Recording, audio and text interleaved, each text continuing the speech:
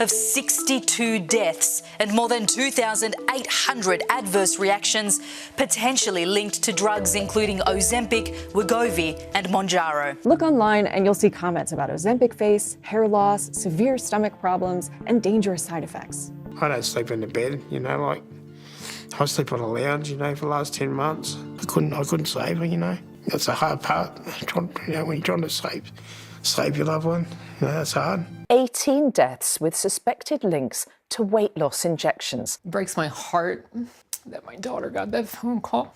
It's horrible.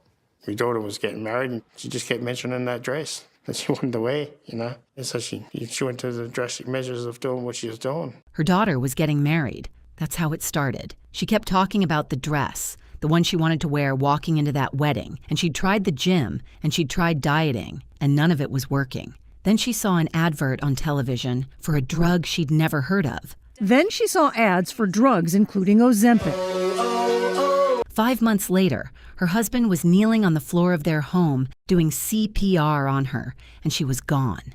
Realised she wasn't breathing and started doing CPR. It was just pouring out, and I turned her to the side and trying to get it out, because she couldn't breathe. She was 56 years old. Her name was Trish Webster, and her husband Roy has spent the years since telling anyone who will listen that he never knew you could die from it. So today, we're going to look at what families and regulators are actually reporting about these weight loss injections. Not rumors, not internet panic, names, official data, and a formal safety warning that regulators issued in January of this year. Some of what we found is genuinely frightening, and some of it is more complicated than the headlines suggest. Let's get into it. Let's start with Trish, because her story is the one that broke through. According to her husband Roy Webster, speaking to 60 Minutes Australia, Trish had struggled with her weight for a long time. The doctor said he thought it was a good idea for weight loss. She didn't have diabetes, but her daughter's wedding was coming and she was determined. No, she didn't have diabetes. No. My daughter was getting married and she just kept mentioning that dress that she wanted to wear, And so she went to the drastic measures of doing what she was doing. She saw Ozempic advertised on TV, learned that dramatic weight loss was one of its effects, and went to her doctor. In 2022, she got a prescription. And here's Roy describing what that pressure felt like in their house. He said her daughter was getting married, and she just kept mentioning that dress she wanted to wear. So, in his words, she went to drastic measures. She had her measurements taken at the dressmaker, and Roy's summary of everything that came after that appointment is 4 words long. It was one big nightmare from there. She took Ozempic for around 3 months. Then, according to Roy, she switched to a second injectable called Saxenda, hoping to lose more. And it worked, in the sense that the number on the scale went where she wanted it to go. Over 5 months, she lost 35 pounds, but her family says it came at a cost that got worse and worse. Severe nausea, vomiting, diarrhea. Not for a week or two while her body adjusted. Some people who are taking medications like Ozempic and Mounjaro say they're ending up here at an emergency room because of severe complications like nausea and vomiting. The way the pamphlet suggests, ongoing. Roy has said she went back to the doctor several times with sickness and diarrhea and kept taking the injections anyway because the wedding was coming. And I want to sit on that for a second because I think a lot of people watching this will recognize something in it. She wasn't being reckless. She was doing what a lot of us have been quietly taught to do, which is treat our own discomfort as the price of looking the way we're supposed to look. On the 16th of January, she collapsed at home, and what Roy described happening next is difficult to hear, but it matters because it turns out to be medically significant. He said there was a brown substance coming from her mouth and that he realized she wasn't breathing, and he started CPR. He said it was pouring out, and he turned her onto her side because she couldn't breathe. He tried. It didn't work. Trish died that night, months before the wedding she'd been preparing for. And afterwards, Roy said the thing that has stayed with me more than anything else in this story. He said, I couldn't save her. If I knew that could happen, she wouldn't have been taking it. I would have made sure she wasn't going to take it. Now here's where we have to be careful and accurate, because this is exactly where a lot of videos on this subject go wrong. Trish Webster's death certificate did not say Ozempic killed her. According to 60 Minutes Australia, her cause of death was listed as acute gastrointestinal illness. That's it. It does not name the drug. It does not establish that the medication caused her death. Roy Webster believes it did, and he's called for an inquest, and he's entitled to that belief as her husband. But belief isn't the same as a finding. And Ozempic's manufacturer, Novo Nordisk, told People magazine that they stand behind the safety and efficacy of Ozempic when it's used as indicated. So what we have is a woman who died of a severe gastrointestinal illness after 5 months of severe gastrointestinal symptoms on 2 of these drugs. Make of that what you will. But there is a doctor who looked at this case and explained a mechanism that might connect the two, and once you understand it, you'll never forget it. Dr. Michael Camilleri is a gastroenterologist at the Mayo Clinic. Speaking to the Daily Mail about Trish's case, he was careful to say that deaths on Ozempic are extremely rare. He was clear about that. But he called her case a cautionary tale, and here's why. These drugs work partly by slowing down how fast your stomach empties. That's the whole point. Food sits there longer, so you feel full and you eat less. But in some people, that slowing goes too far, and the stomach effectively stops emptying properly. Doctors call it delayed gastric emptying, and in severe cases, gastroparesis. Gastroparesis is a condition of your stomach muscles being weak and not working properly. It's caused by damage to the nerves that control those muscles. And Camilleri's warning was this: if patients on these medications develop chronic symptoms like nausea, feeling excessively full after eating or vomiting, they may be experiencing that delayed emptying, and if so, they could be at risk of pulmonary aspiration. That means stomach contents being inhaled into the lungs. Now think back to what Roy Webster described coming out of his wife's mouth while she couldn't breathe. He didn't know what he was looking at. Most people wouldn't. So that's one woman, one family.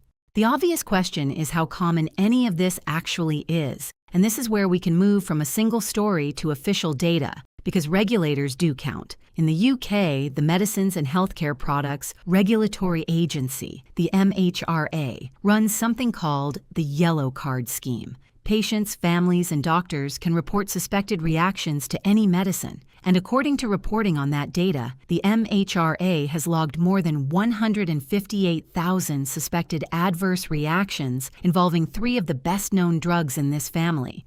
Within those, more than 200 fatal outcomes have been reported. Broken down, one report put it at 37 deaths suspected of being linked to semaglutide, which is Ozempic and Wegovy, 18 linked to liraglutide, which includes Saxenda, the second drug Trish was taking, and 98 linked to tirzepatide, which is Mounjaro. Those are not small numbers, and they deserve to be said out loud. But here's what those numbers are. And this part is genuinely important because it's the difference between informing you and frightening you. A yellow card report is a suspicion, not a verdict. Anybody can file one. It means somebody thought a medicine might have been involved in what happened. It does not mean anyone investigated and confirmed it. The link between these reported deaths and the drugs has not been established, and the outlets reporting the data say so explicitly. Some of these people could have died of completely unrelated causes, and there's a second effect that researchers have flagged. When a drug is all over the news, reporting goes up simply because people are paying attention, not because more harm is happening. So more than 200 reported fatal outcomes is a real figure that deserves scrutiny. It is not a body count. Anyone who tells you it is selling you something. Which brings us to the thing that actually changed this year. Because on the 29th of January 2026, the MHRA did something formal. They issued a drug safety update and strengthened the official product information for every drug in this class: dulaglutide, exenatide, liraglutide, semaglutide, tirzepatide, all of them. And the reason they gave, in their own words, was rare reports of severe acute pancreatitis, including necrotizing and fatal pancreatitis. Necrotizing means tissue dying, and fatal means exactly what you think it means. That is a regulator putting the word fatal onto a label. Their data showed nearly 1,300 reports of pancreatitis associated with these drugs between 2007 and October 2025, of which 19 involved fatal outcomes and 24 involved that necrotizing form. And their advice to doctors was blunt. If pancreatitis is suspected, stop the drug immediately, and if it's confirmed, never restart it. And this is the single most useful thing in this entire video, so if you take nothing else, take this. The MHRA told doctors to advise patients to seek urgent medical attention if they develop severe and persistent abdominal pain that may spread through to the back and that may come with nausea and vomiting, severe, persistent, radiating to the back. That is the warning sign, not ordinary queasiness in your first few weeks, which is common and usually settles. Pain that is bad and doesn't stop. They also added a note that I found quietly telling. They advised doctors that privately prescribed weight loss injections often don't show up on a patient's medical record at all. So if someone arrives at hospital with these symptoms, the doctor should actually ask whether they're on one. Think about what that implies. So many people are buying these drugs outside the normal system that regulators are now telling emergency doctors to assume they might not know. Now, I promised you this was more complicated than the headlines, and here's where that lands. Because in March of this year, researchers published a review of 31 placebo-controlled trials covering more than 40,000 patients, specifically looking at whether semaglutide and tirzepatide increase the risk of acute pancreatitis, and the answer they got was no. The pooled odds ratio was 0.99, which in plain English means the rate in people taking the drugs was essentially identical to the rate in people taking a placebo. No detectable increase. And the MHRA's own chief safety officer, Dr. Allison Cave, said this alongside their warning that for the vast majority of patients prescribed these medicines, they are safe and effective and deliver significant health benefits, and that the risk of these severe side effects is very small. She also put a number on the scale of use, around 25 million packs dispensed in the UK in 5 years. Against that denominator, 19 fatal pancreatitis reports is genuinely rare. So how do you hold both of those things at once? Because I think a lot of people struggle with this, and honestly, the internet is terrible at it. Here's how I'd put it. These drugs are not killing people in large numbers. The trial evidence does not support that, and anyone claiming otherwise is ignoring 40,000 patients' worth of data. But rare is not the same as never. Regulators looked at the real-world reports and decided the risk was serious enough to put the words necrotizing and fatal onto the label of every drug in the class, which is not a thing they do lightly. Both of those are true. The medicine is overwhelmingly safe for most people, and a small number of people have been very seriously harmed. And the honest position is to tell you both and tell you what to watch for, rather than pick whichever half sells better. But there's one corner of this story where the danger is not rare and not ambiguous and not up for debate. And I want to tell you about a second woman. Her name was Karen McGonigal. She was 53, a mother of 3 and a grandmother from Salford in the north of England. According to her daughters, Abby and Effion, speaking to ITV News, Karen had been struggling after the end of a long relationship. Abby said her mom didn't feel happy in herself, didn't want to go out anywhere, and that she thinks she just wanted her old self back, wanted to lose weight to get her confidence back. Karen did the right thing first. She went to her GP. She took the tests to see whether she qualified for weight loss injections on the NHS, and she was told she didn't qualify, so she couldn't get them. And that's the moment where this story turns, because friends told her there was another way. They told her you could buy the injections at a local beauty salon. ITV News reported it had seen text messages from a beautician offering the jabs for £20 each. That's around $26. And her daughter, Fionn, described what those appointments actually looked like. And I want you to picture this properly. She said a beautician stopped doing a woman's nails to take her mother into a back room where she was injected with a syringe. And then Fionn said this: no preparation, no cleaning, nothing. She'd give it to my mom would pay her, and she'd be out in 3 minutes. 3 minutes.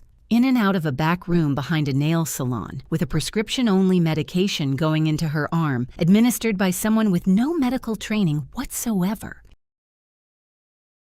Karen initially lost weight, and then, according to her family, 4 days after her final injection, she became seriously unwell with severe stomach pains and difficulty breathing. Fionn, who still lived with her, called an ambulance. Her daughters have said she complained of being in agony and that her face turned purple. She was hospitalized, and in May, she died. Her family is now calling for a crackdown on unlicensed weight loss drugs, and their message to anyone tempted by the same shortcut was simple. The outcome is not worth it. And notice the difference between this and the earlier part of our story. We can argue about statistical risk in a properly prescribed, properly monitored medicine. There is nothing to argue about here. This is a prescription drug being sold for 20 pounds in a back room with no screening, no supervision, and no idea what's actually in the syringe.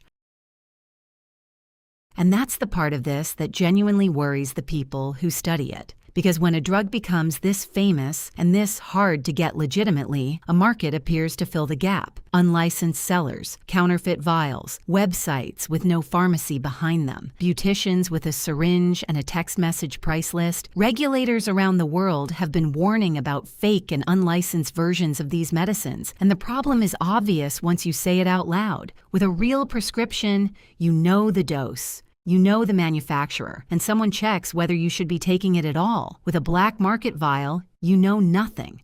Not the dose, not the contents, not whether it's even the drug on the label. Karen McGonigal went to her doctor first. She played by the rules. She was turned down, and then the unregulated market was waiting for her. So let's land this somewhere useful, because I don't want to just frighten you.